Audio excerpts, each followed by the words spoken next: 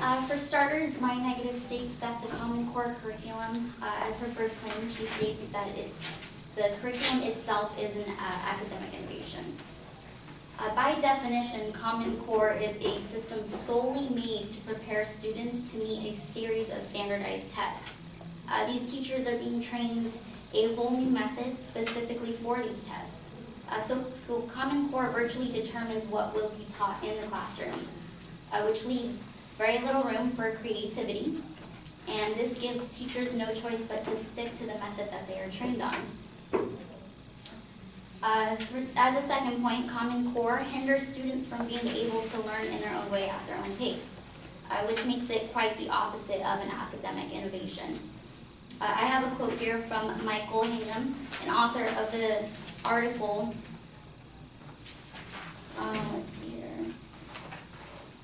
of the article 5 Arguments Against Common Core Standards on June of 2013. And he states that prescribing the same standards to all states ignores the fact that some students learn different subjects at different paces. States can have different educational priorities and environments.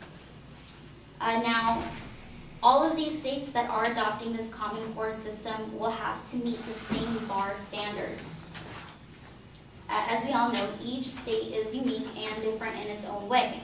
Each state has its own specialties and its own environment, and these students within these states adjust accordingly. These standards that the Common Core are imposing is basically insinuating that all 50 states are knowledgeably equal and are all able to reach the same standard. My opponent states in her second claim, and she brings up the significance of the government funding. Yes, it would be nice to have education federally funded. However, it could definitely lead to a great financial loss. Considering the United States is already over $19 trillion in debt, since Common Core requires a new learning method, it also requires a new set of textbooks, which would make all the previous textbooks that we currently have useless. Don't forget the money is needed to update technology and new materials for this new curriculum, as well as training not only for the teachers, but for the parents. Michael Hingham wrote an article from the Independent Voter Network and founded that California recently dedicated $1 billion to promoting the Common Core standards for professional development.